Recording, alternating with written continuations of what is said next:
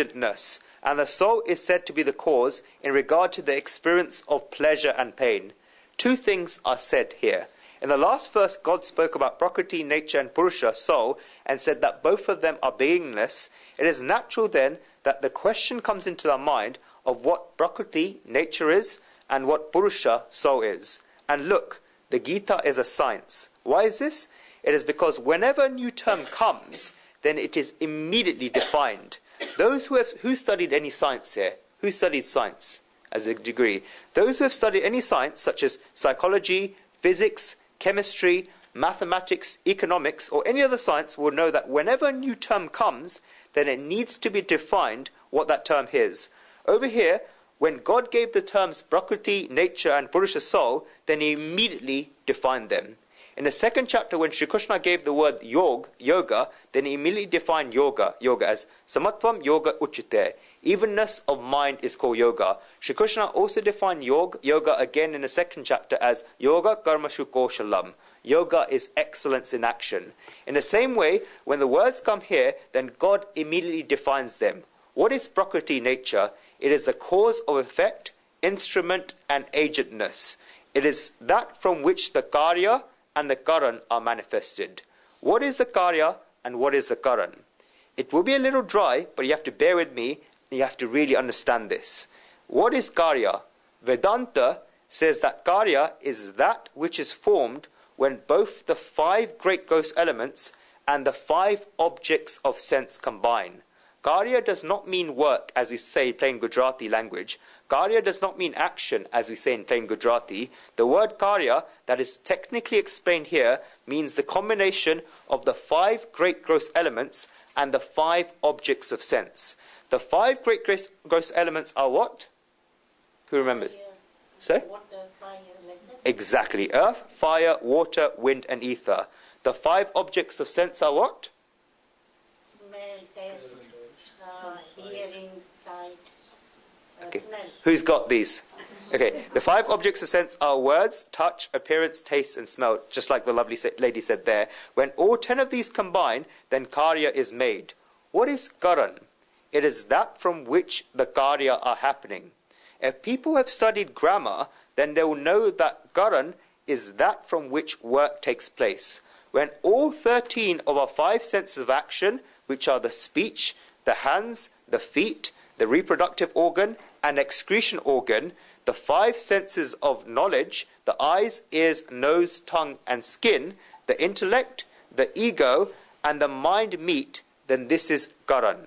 The karya is the 5 great gross elements and the 5 objects of sense. The karan is the 5 senses of action, the speech, the hands, the feet, the reproductive organ, and the excretion organ, the 5 senses of knowledge, the eyes, the ears, the nose, the tongue, and the skin, the intellect, the ego, and the mind.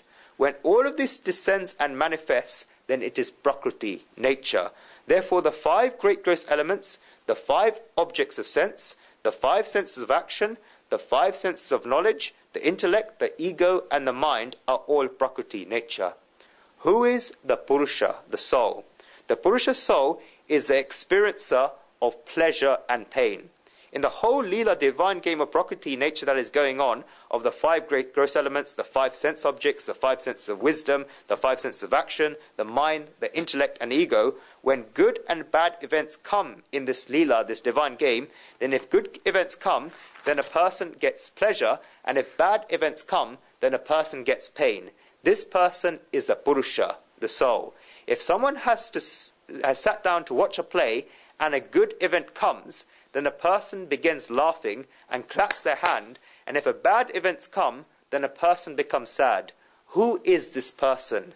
This is the Purusha. The experiencer of pleasures and pains is a Purusha. Purusha does not mean man or male. That on which these pleasures and pains pass is Purusha. Purishete iti Purush. For example, we say that my head is hurting. What is hurting? The head. The head is Prakriti, nature, because it's hurting. But whatever it is, who is having the experience of being hurt? It is me. This is Purush. It is also you. You are the Purush. What if you make this Purush go away? If I were to say in simple language, then if there are certain pains for which there is no medicine, What the doctor does for these is that the doctor gives local anesthesia or gives certain medicines such as painkillers. A nice name has been given for these, painkillers, but it does not really kill the pain, it makes you forget about the pain.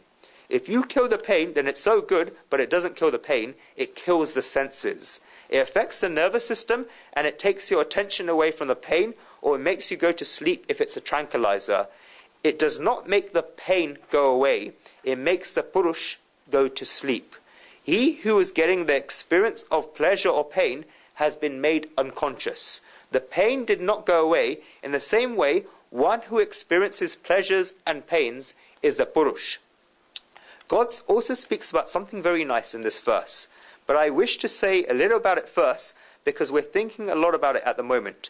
When you have gone to the cinema hall and are sitting there and the film is running, then while that film is running, we jump up and down so much in there, people experience the pleasures and pains of the film. Just as much as the pains that the actress is getting, over here the tears keep dropping and dropping and the handkerchief begins to get water. Oh dear friend, you have nothing to do with this film. It happens, but why does it happen? The reason for this is that the purush does not just remain the viewer, he became involved. Psychologists say that he identified himself with this, thinking that, oh poor woman, what is happening to her? An identification has happened. Either one has projected themselves inside, for example, if they see an event that happened in their life, then that tap immediately starts flowing. Or if something had happened to someone near them, then this would happen. The quicker that you identify yourself with something, and the quicker that you hold on to something, then the more that you experience pleasures and pains. It is in relation to both pleasures and pains, and not just in relation to pains. It is also necessary for pleasures. If her brother's son is getting married, then his aunt starts jumping up and down, and if a distant relation is getting married, then she thinks, fine, I'll just go to the reception. Why? One wedding has taken place, but she has held on closely onto her own nephew. That is why the more we get involved, then the more it becomes difficult. This is what the purush does. The difficulty is that the purush becomes involved in prakriti, nature. Let us take the next verse. Purusha prakriti